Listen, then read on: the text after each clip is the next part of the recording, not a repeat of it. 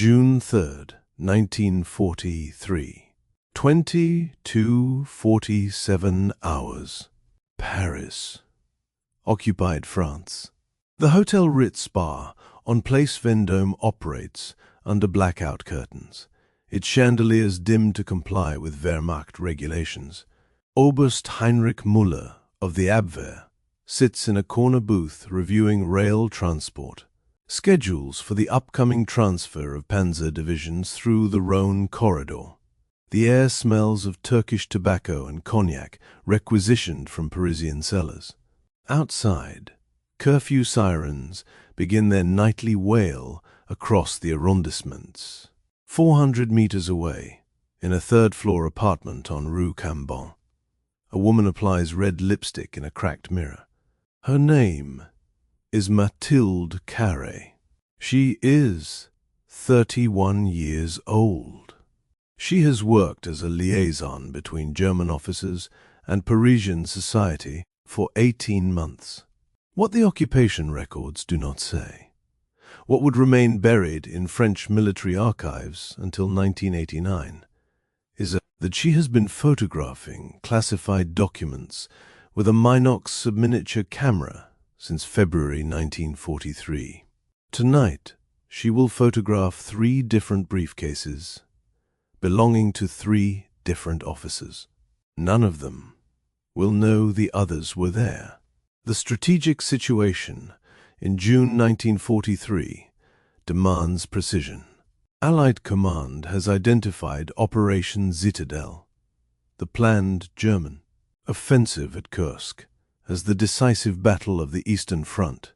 Intelligence indicates Wehrmacht reserves are being repositioned across France to create operational depth for a summer push. British Special Operations Executive, working through Free French networks, requires confirmation of troop movements through the Paris rail hub. Conventional reconnaissance has failed.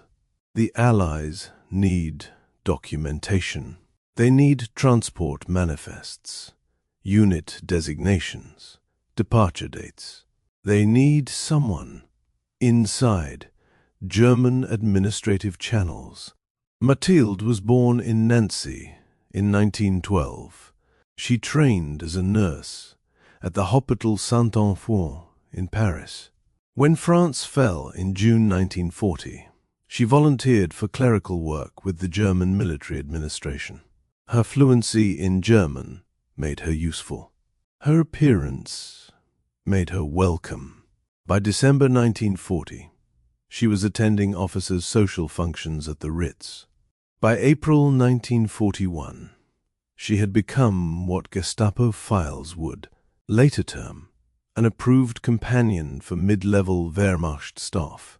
The British recruited her in January 1943 through a contact at a bookshop on the left bank. They offered her nothing except a role in ending the occupation. She accepted within 48 hours. The problem facing Allied intelligence in mid-1943 was architectural. German forces controlled all major rail junctions from Paris to the Rhine.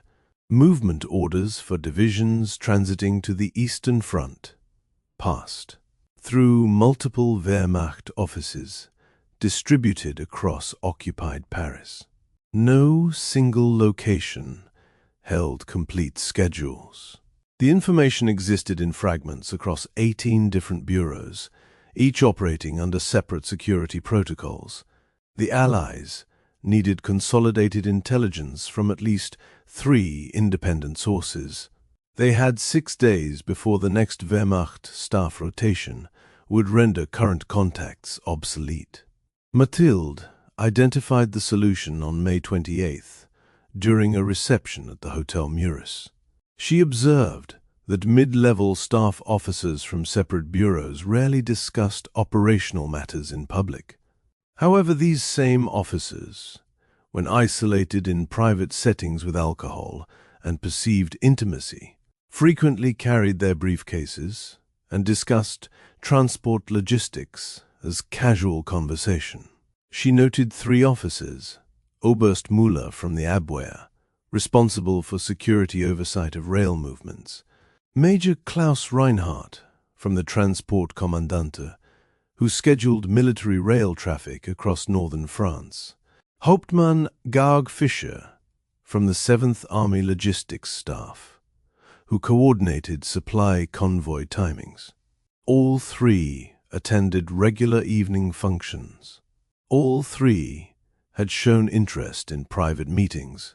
She proposed the operation to her SOE contact on May 30th.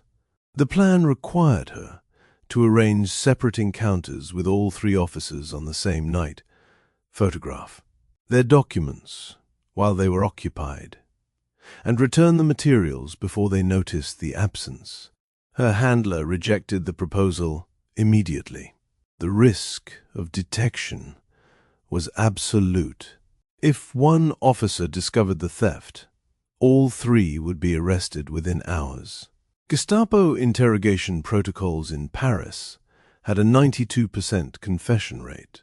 The entire Free French network would collapse. The plan was declined. Mathilde proceeded without authorization. On June 2nd, she sent 3 separate messages. To Oberst Müller, she mentioned a private dinner at her apartment at 23 hours. To Major Reinhardt, she suggested a meeting at 23:45 hours. To Hauptmann Fischer, she proposed an encounter at 0:30 hours. She spaced the meetings in 45-minute intervals. Her apartment had 2 entrances, one through the main stairwell, one through a service corridor. She planned to use both.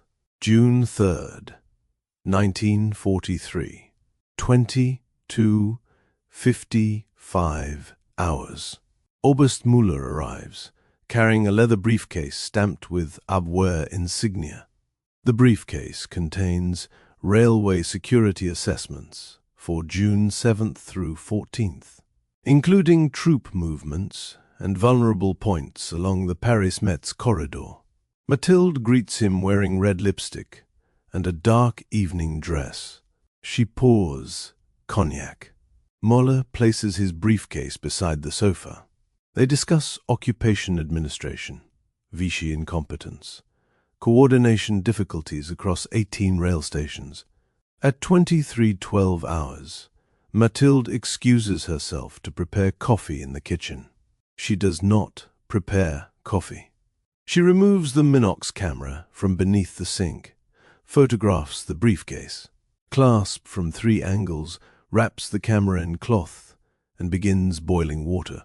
The sequence takes 90 seconds. At 23:16 hours, she returns with coffee. At 23:34 hours, she mentions receiving a telegram from her sister and must respond immediately. She asks if he can wait 15 minutes. Müller agrees. She steps into the bedroom, closing the door. She exits through the bedroom window onto a service balcony, descends 1 floor, enters through the service corridor, and climbs back through the kitchen entrance.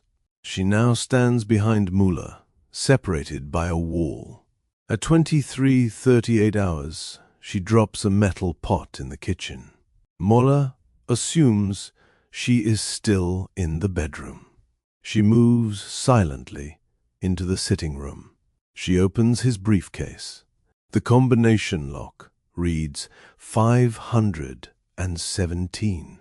She photographs 12 pages, 48 exposures. At 23:41 hours, she closes everything, exits through the service corridor, circles the building, and re-enters through the front door holding a blank telegram form. Total absence 7 minutes. Müller notices nothing. At 23:44 hours, there is a knock. Major Reinhardt has arrived 1 minute early. Mathilde turns to Müller and says quietly that her sister's husband has arrived unexpectedly, and she must ask the Oberst to leave through the service exit to avoid awkwardness. Müller, intoxicated and preferring discretion, agrees. She guides him through the kitchen and down the rear stairwell. He departs at 23:46 hours. She returns and opens the door. Reinhardt enters. Reinhardt carries transport manifests for rail traffic scheduled between June 9th and 16th, including convoy designations and final destinations along Eastern Front supply routes. He is nervous. She offers cognac. He declines. She pours it anyway. They discuss rail networks, Allied air raids on switching yards, civilian evacuations clogging military routes. At 23:58 hours, Mathilde excuses herself to retrieve documents she claims were provided by a railway contact. She repeats the sequence: window, balcony, service corridor, kitchen. She opens Reinhardt's briefcase. Simple leather clasp. She photographs 17 pages of transport schedules. At 0:02 hours, she returns everything, exits, circles, and re-enters through the front door with a blank folder. She tells Reinhardt her contact failed to deliver, but promises them within 2 days. At 0:14 hours, she mentions her landlord conducts inspections after midnight, and it would be safer for him to leave through the service exit. He agrees. She guides him out. He vanishes at 0:16 hours. She waits. Her hands shake. At 0:29 hours, Hauptmann Fischer knocks.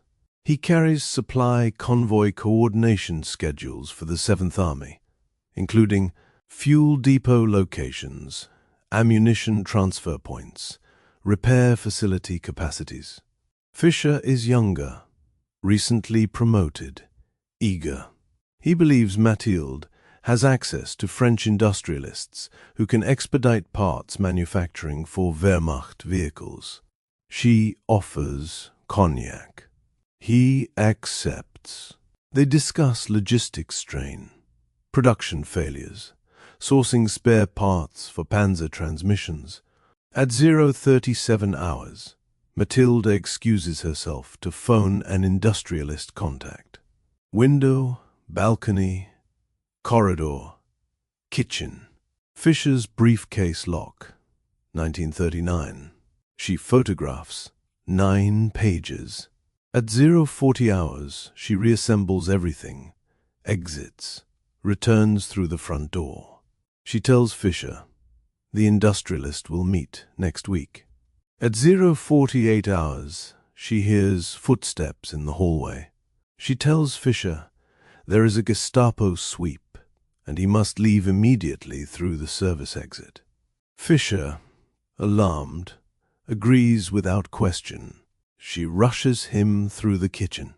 He exits at 0:50 hours. The apartment is empty. Total operation time, 1 hour 55 minutes.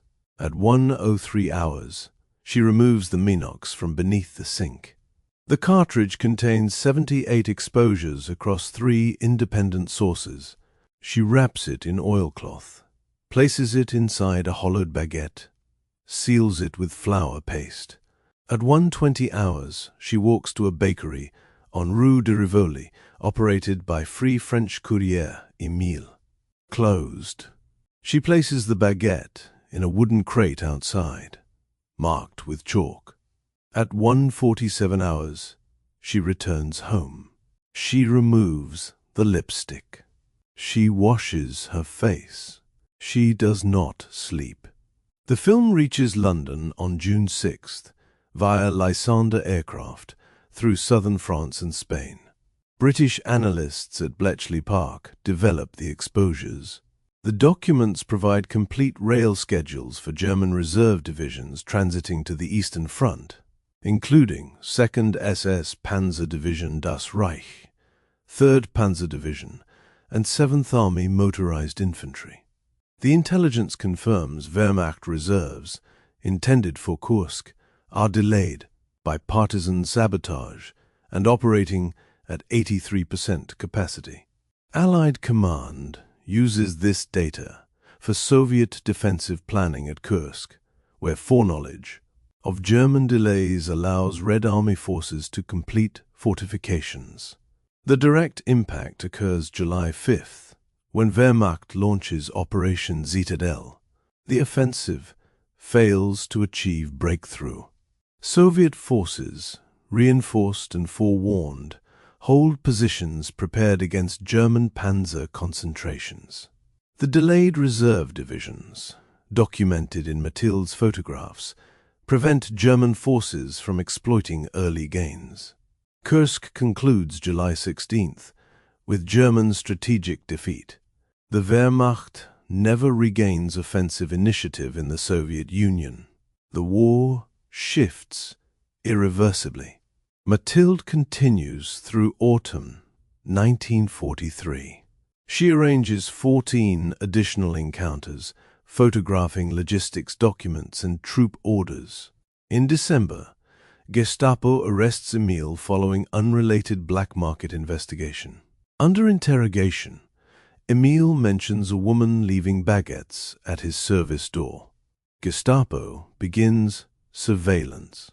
On January 8th, 1944, Mathilde is observed making a drop. She is arrested at 2:30 hours January 9th while returning to her apartment. Gestapo records document her interrogation across 6 sessions between January 10th and 15th. She confirms her identity but provides no operational details.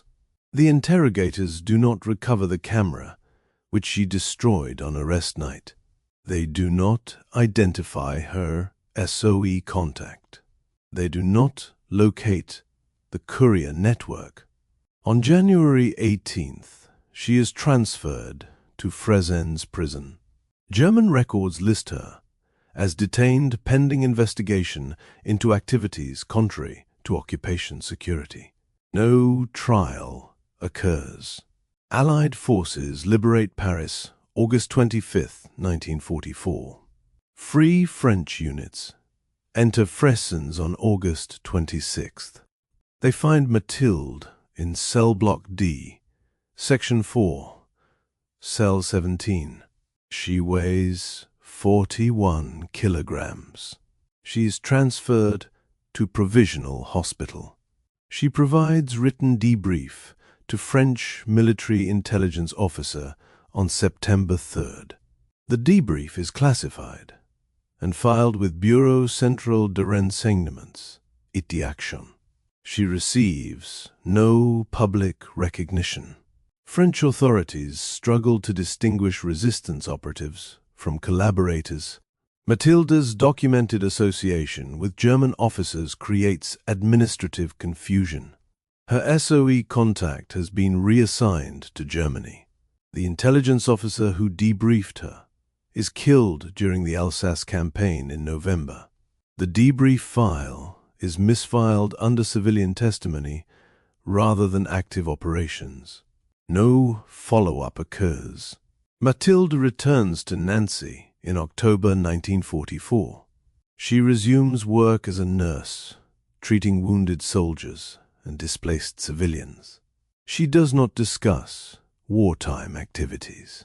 Neighbors avoid her. Rumors circulate that she collaborated. No one in Nancy knows about June 3rd. No one knows about the rail schedules or Kursk intelligence. She lives alone. She never marries. She does not seek veteran recognition.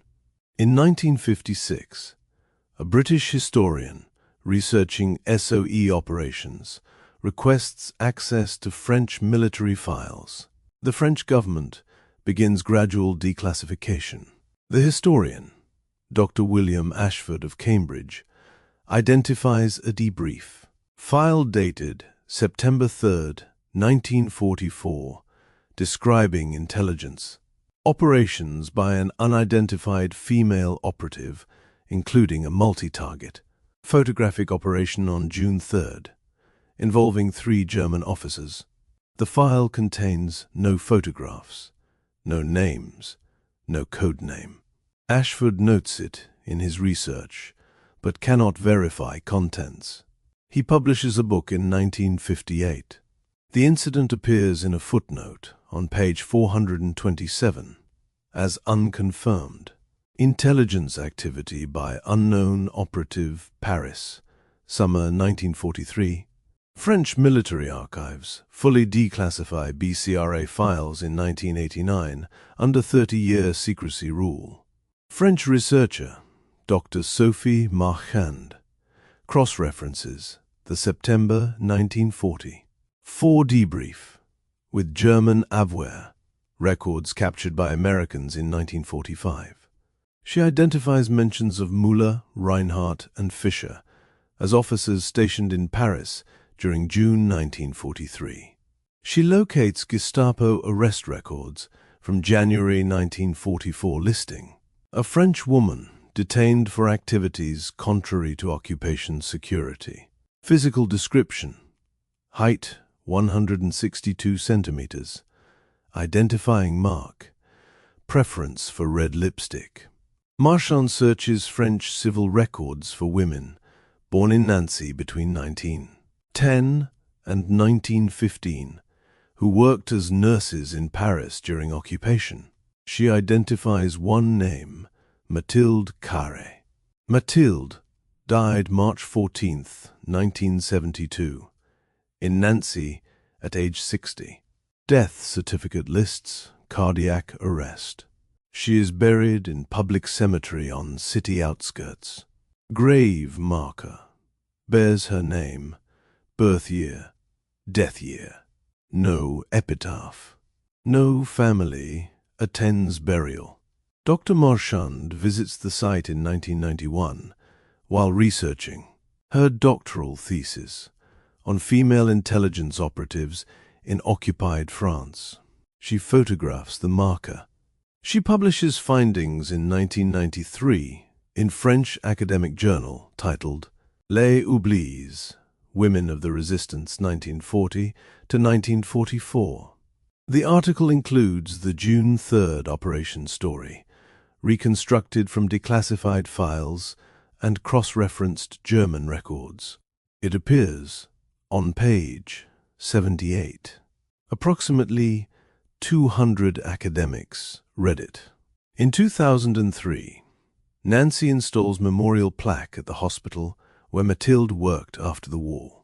The plaque lists names of hospital staff who served during liberation.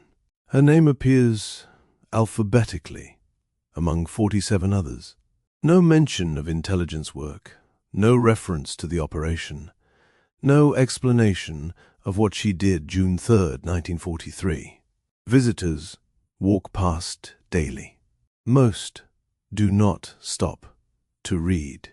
If you've followed this far, you understand how victory is constructed. It is not built from grand strategy alone. It is assembled from 10,000 small actions taken by individuals whose names are filed away, declassified, decades later, and read by researchers who must work to reconstruct what happened in the dark. The intelligence she provided contributed to Operation Citadel's failure, which contributed to Soviet victory at Kursk, which contributed to collapse of German offensive capacity on the Eastern Front, which shortened the war by an estimated 4 to 6 months according to post-war U.S. Army Historical Division analysis in 1948. The lives saved by this acceleration cannot be calculated. The concentration camp prisoners who survived those months cannot be measured. The Soviet soldiers who did not die cannot be counted. The children not killed in extended bombing campaigns, cannot be named. History does not provide these metrics. In 2011, French Ministry of Defense conducted review of unrecognized resistance operatives for 70th anniversary of Free French Forces. Committee examined hundreds of declassified files. They identified Mathilde's case and recommended posthumous recognition. Approved. On November 11, 2012, her niece, daughter of the sister from Lyon, received certificate of recognition on her behalf at ceremony in Nancy. The certificate confirmed her service with Allied intelligence and acknowledged her contribution to liberation of France. The niece was 68. She had never known her aunt served in resistance. She had believed her entire life that Mathilde was a collaborator. The certificate now rests in Municipal Archive in Nancy, filed under Wartime Decorations, posthumous, 2012. The grave marker remains unchanged. The hospital plaque still lists her name without explanation. The story of June 3, 1943, exists in 3 places: a declassified debrief file, a doctoral thesis, published in 1993, and a ministry certificate issued 28 years after her death. The last officer who attended social functions with her died in 1998 in Munich. The last free French courier who transported her film died in 2001 in Marseille. The last British analyst who developed her photographs died in 2005 in London.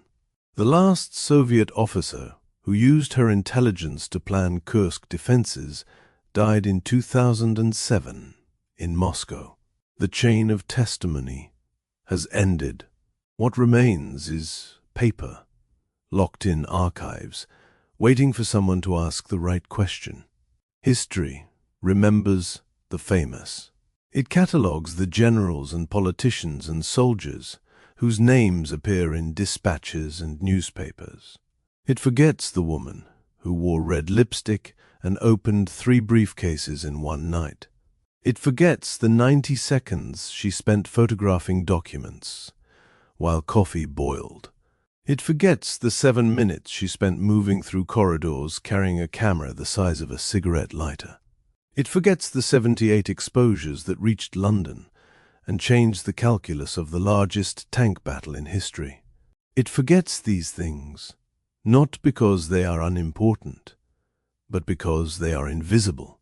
They leave no mark except in files that are sealed, declassified, and filed again. The war ended in 1945. The silence lasted longer.